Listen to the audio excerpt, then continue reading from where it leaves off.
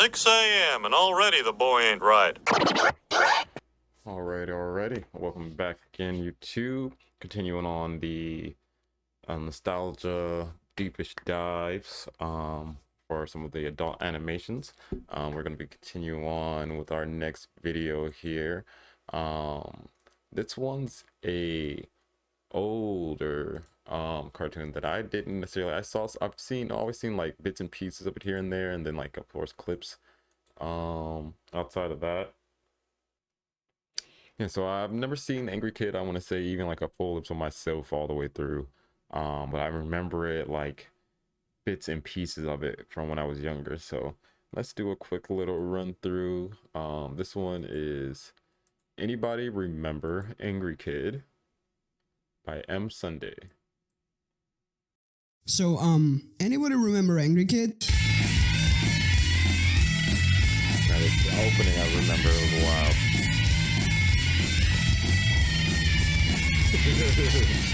What comes to mind when I say Shaun the Sheep, Wallace and Gromit, and Chicken Run? Well, you may be thinking of Aardman Animation Studios, an England-based animation studio that mostly focuses on stop-motion animation, and you've probably seen their work, with it being featured in movies, TV shows, and advertisements all over the world, with their signature big mouth, rabbit teeth, and soul-sucking eyes. But something that Aardman is also very well known for is their short films, mostly experimental and not very visually complex. But in the case of Angry Kid, it's a completely different story, and at the same time probably one of the most complex animated TV shows ever made. So join me into the crazy world of Angry Kid. Angry Kid is an animated series created by Aardman Animation Studios about a kid called, well, Angry Kid. I swear to God, it feels like I'm contractually obligated to say this phrase in every single one of my f***ing videos at this point. And if you think that I actually grew up with this show... Like, look at that. Like, yeah, I remember there was, so it was stop motion and everything. But yeah, I did not know it was by the team that did like Wallace and Gromit. Chicken Run? Oh my God. Talk about a throwback. Well, it was coming out on TV. Oh no. I grew up with it through uploads. The f just happened? Well, anyways, when I was younger, I didn't speak English. And the only options that I had when I was younger was this or Smosh in Español. Adelante, Pikachu!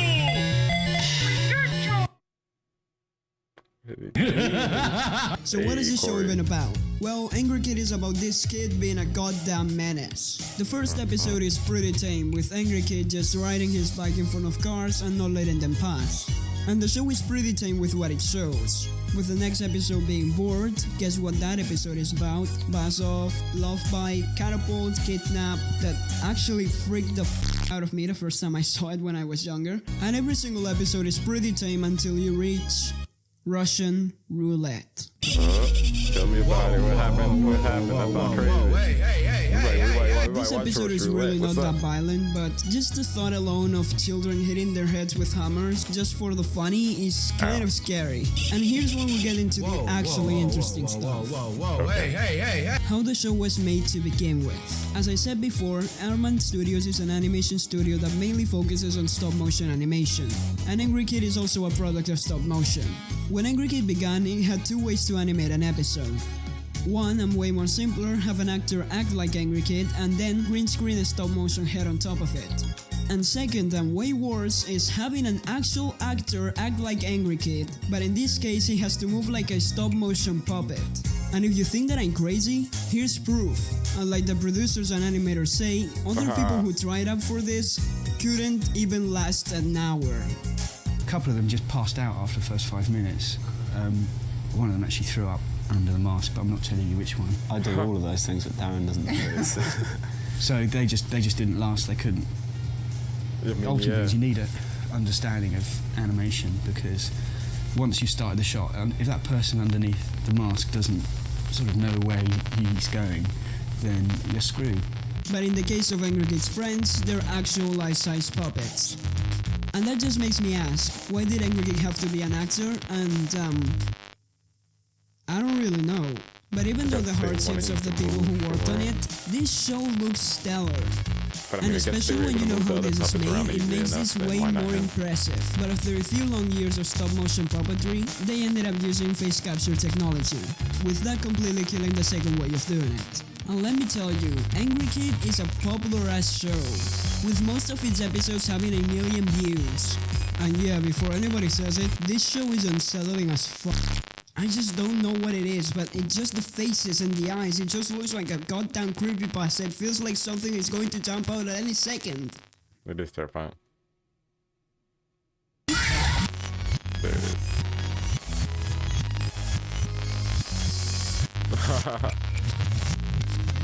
Wait, I felt like it was longer than 3 minutes. What? And while watching this, you can tell that this is a product of its time, with them doing things like blogging and gaming. And this shit used to have a website, but I guess that they took it down or something. And with the show having a small but pretty decent fan base, with X-Men. He just starts playing fucking Dead Cells in the middle of the video. Because he wanted it to be longer than 3 minutes. That's crazy. Okay. But that was cool. I did not know that about Angry Kid at all. That it was actually mature, like Aardman, like styled, not even styled, like it's literally made by them, the people that made Wallace and Gromit, fucking Chicken Run. That's insane. But oh my god, yes.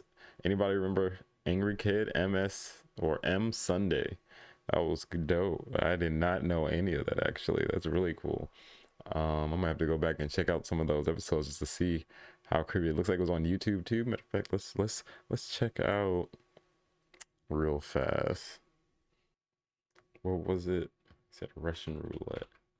Let's check out this one. No, I want to see Kidnap and Russian roulette. Those are the two I want to see. All right, next one, Angry Kid or Russian roulette.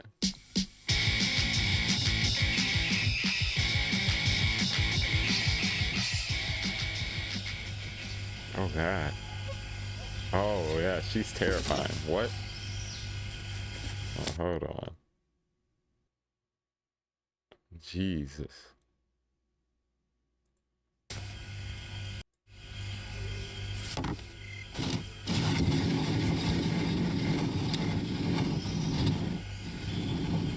Oh. I'm trying to see if the background does look like, because the background kind of looks animated too, but I guess Angry Kid is like still like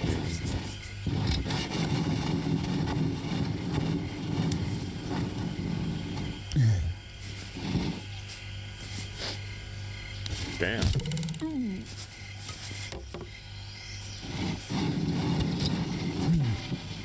This thing really wanted to hit himself, huh? Oh.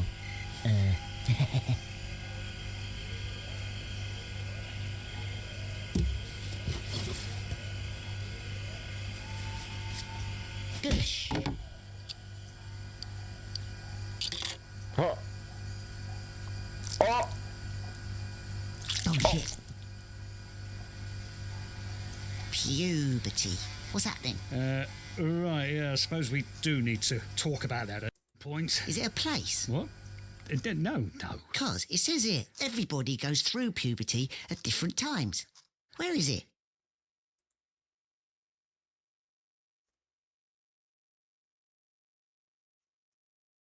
I don't even know what.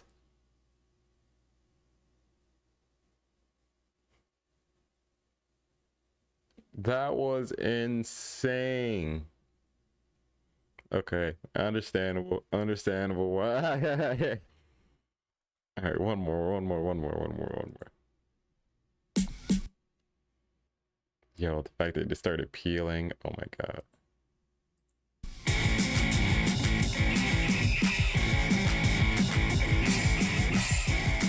Hardman, I didn't know y'all had it in y'all. Oh, this one's sneeze. Oh.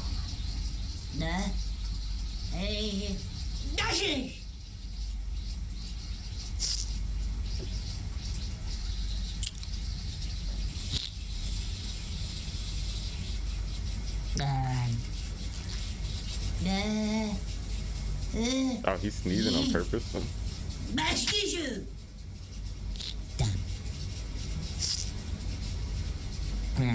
He's trying to like clear his nose or something. Darling? Darling, what are you doing? You all right in there? You're not playing with yourself, are you? Right, I'm coming in. I am. I'm coming in now. That's you! Honey boy? Darling? Oh, Speak to me, baby. Bum cakes. Tell Mummy. Is everything all right? that was dope. But wow, Darling. I didn't know they could be so Darling. dark. Darling!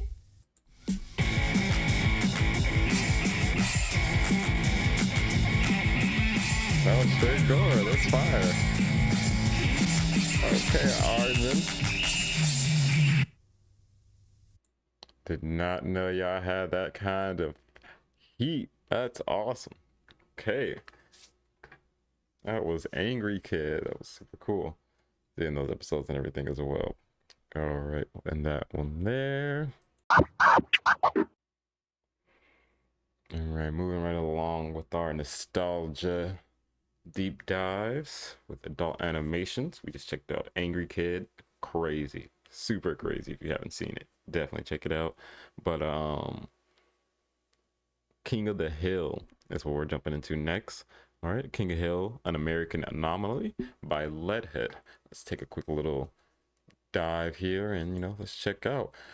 King of the Hill was one of the shows that when I was younger, I didn't really understand any of the jokes. Whatnot. I thought, okay, this one is really like for like adults. I don't understand any of these references or whatnot.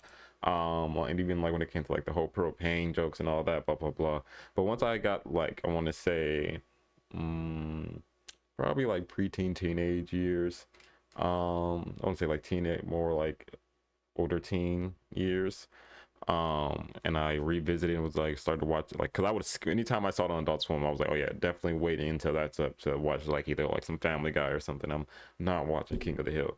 But once I finally did like check it out again, once I was a little older, oh my god, that show is fucking hilarious. And like one of the more like actually grounded, well-grounded like adult series that like actually follows like pretty well like structured like character arcs and storylines and everything. I remember Dale being like the most hilarious guy on there, fucking Pocket Sand. Oh, he has so many fucking quotes. Looking Hank's dad, Tommy, I think his name was, being in the Vietnam War and all that. It's honestly a classic for sure. So yeah, we're gonna jump into this deep dive here, An American Anomaly by Leadhead. As often as I meet people who recognize the memes, I haven't met nearly enough people who really love King of the Hill. As bold a claim as this is coming from me, I genuinely believe the King of the Hill can compete with every other comedy show I've watched. Every other, I mean, no, I can see that. I can definitely see that. Especially any of these. This show has kept me coming back time and time again for years, and while the later seasons aren't, in my opinion, quite as good as the first few, the whole show is absolutely fantastic, which is really saying something for a show that lasted for 13 seasons. Meanwhile, my all-time favorite show, The Simpsons, really starts to go downhill for me around season 6. Anyways, back to King of the Simpsons starts off for you at season 6? Bruddy, buckle up. You've got 50 fucking... No, I think they didn't hit. Hold on, let me make sure. How many years? How long has The Simpsons been running? I think it's 50. I don't think, yeah. December 17, 1989. So over 30 years. Okay. I thought I remember seeing something about them hitting their like 50-year mark or something. The Hill, let's start with the basics. For me, you can have all the great writing and well-timed delivery in the world, but for basics. For me, you can have all the great writing and that boy ain't right. And well-timed delivery in the world, but for a cartoon, none of that matters if you don't have good voice acting. Oh. Bobby! Mom!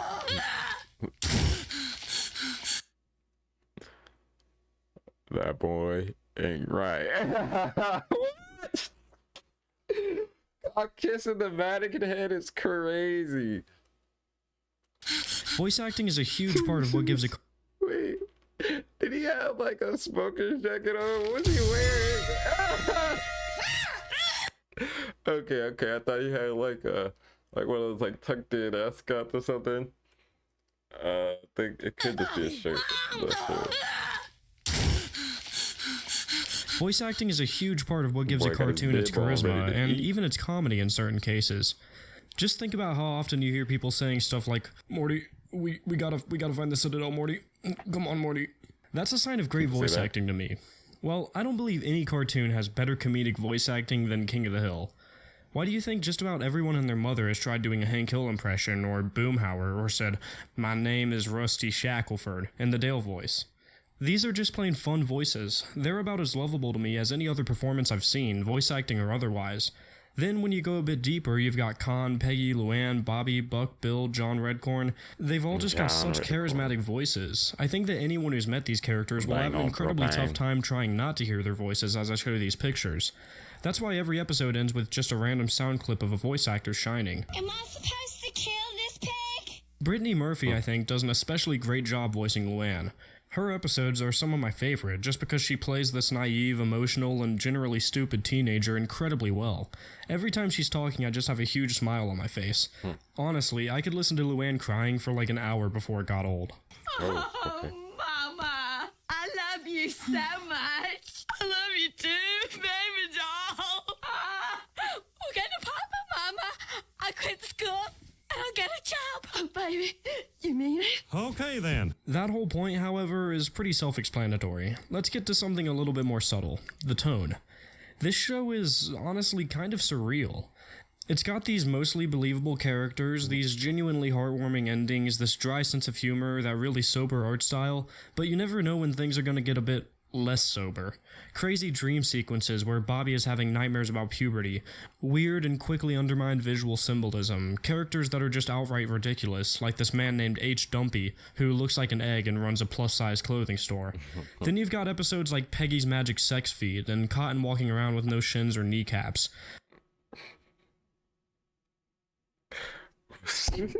That was just such a random fire of episode names. Or that time that Bobby got up on stage at a comedy club and started reading all of this stuff he heard on a KKK website. Okay.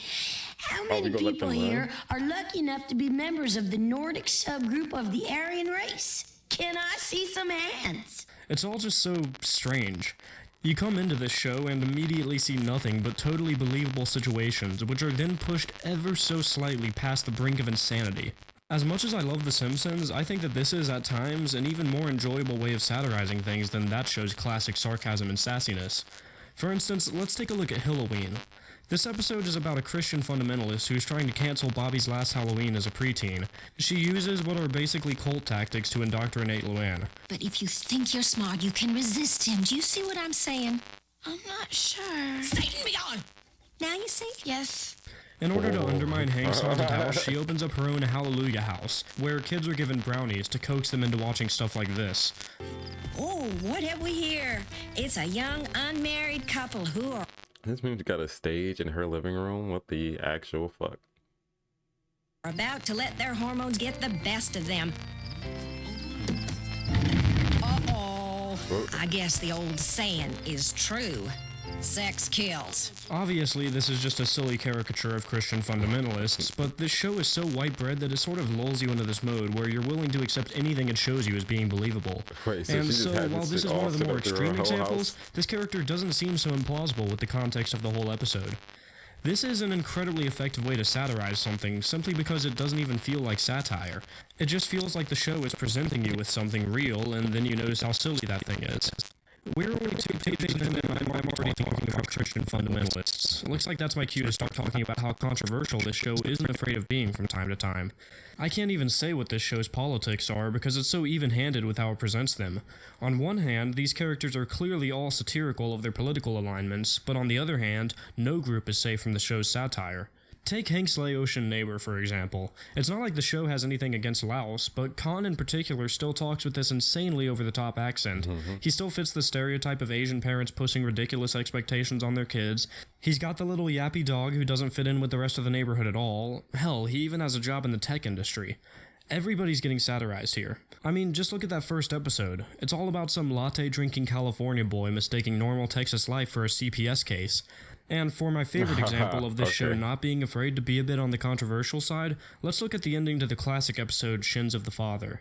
This whole episode is spent making fun of this old man and his sexist ways, and at the end, Hank gives Bobby a little lesson about how women weren't put on Earth to serve man. Women were not put on this Earth to serve you and me. But then the camera pans out, and we see all of these women on roller skates wearing skimpy outfits serving food at this drive-in diner. This is a great piece of visual irony. Even though this show isn't afraid of it, I'd rather not get too political here or anywhere, so I'm not even going to begin to speculate on what point the show is trying to make by showing this. But I'll tell you this, it's a good point, especially back in '97 when this episode originally aired. Again, you'd never expect this sort of stuff from a show that looks so bland, but that's what makes it hit so much harder when it inevitably gets weird and controversial and interesting. Talking about this episode... Yeah, I genuinely had thought back in the day that, like, King of the Hill was just some regular ass like adult, like I don't know, like if I would have at the time thought it was like a sitcom when I was like a kid, I thought it was like just straight up just like a like animated like soap opera or something, just from like most, because like any time that I had saw it when I was younger, it was either Hank talking about propane or some bullshit like that, or Bobby doing something weird, and it just never hit with me at the time. But like I said, once I got a little older, I want to say once I got like into high school, I want to say and I had like caught another episode again, because I was like avoiding it like the plague whenever I got the chance. Like anytime it was on either, because I think it also appeared on Fox, but anytime it was on Adult Swim or whatever, anything else please. But once I got to high school and I checked that out again, that shit really started hitting. Like there's so many quotable lines.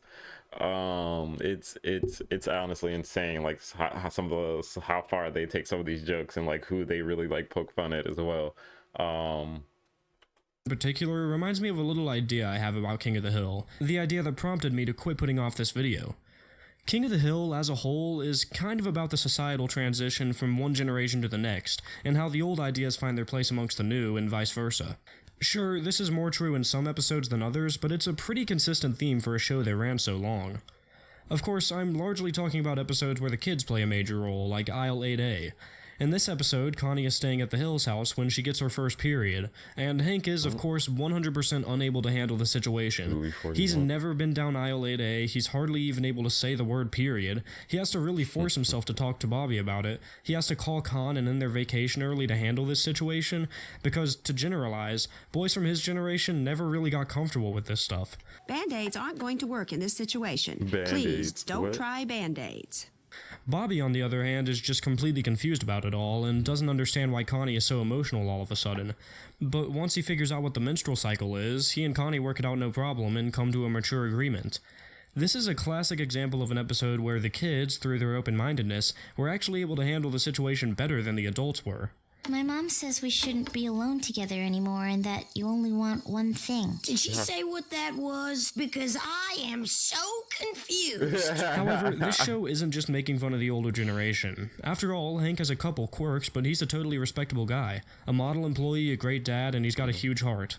He's no Homer Simpson, he's just a good guy with a couple little flaws. And meanwhile, we constantly see the younger generation being shown as stupid, weird, frivolous, and even dangerous.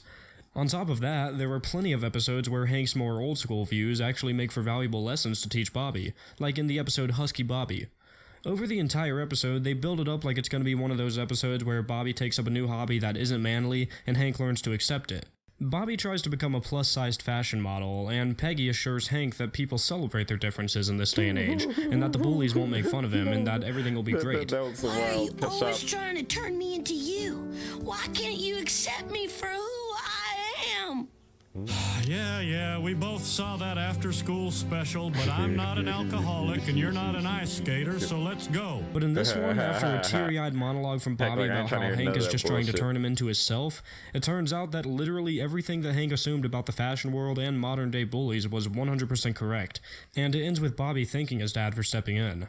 There are an absolute ton of episodes that operate like this. One generation doesn't understand or appreciate how the other generation does things, but in the end, they learn that both sides were a little wrong and a little right. You always hear parents talking about how their kids teach them as much as the inverse. It's a classic idea, but the concept of theming an entire show around something like that is just so clever to me. It makes for funny, endlessly relatable, and just incredibly wholesome and genuinely heartwarming episodes coming in left and right. This doesn't just apply to Bobby and Hank either. We also see it with Hank and his dad, Peggy and her flashbacks to her mother, Con and Connie, Joseph and Dale. Even Bill teaches the kids something every now and then. But today, I watched a grown man cry while his flag burned. And when I saw how much it meant to him, I realized how much it should have meant to me. It's all just so nice. And again, that genuinely earnest wholesomeness is kind of just more fuel for the fire of surrealism. You'll have these really sweet endings being undermined by a background visual of some character being absolutely furious at the family, and nobody ever really mentions it. What this all boils down to is a really great show about some freaking weirdos, but then at the same time, the show feels completely believable and relatable. It's a show that'll have a really wholesome feeling ending where the message is basically just, your kids are gullible as hell and they'll believe any lie you tell them. Episodes will start out being about Peggy learning to overcome her shame for her large shoe size, and then turn into some pervert trying to get her to walk through ground beef for some sleazy website. It's a show that's about saying one thing and showing the other. It's just the ultimate contradiction, and I honestly think that's why so few people in my age group watch this show nowadays. It's a complete anomaly. You never really know how to feel about an episode once you're done with it. I mean, even after watching it for all these years, I still can't decide which corner of the political compass this show generally comes from, whereas with something like The Simpsons, it couldn't be more obvious. This show is both hilarious and genuinely fascinating to me. I can't take my eyes off the screen when it's on, because when I'm seeing something so unusual, I just want to know as much about it as I can. King of the Hill is the ultimate contradiction, and I just have to know more.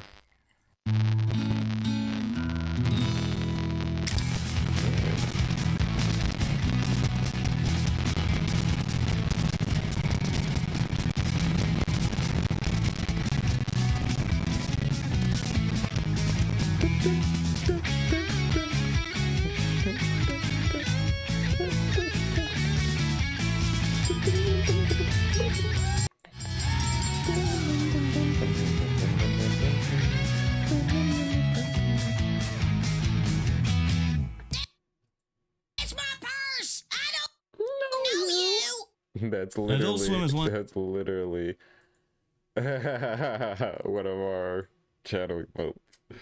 Somebody hit that, please.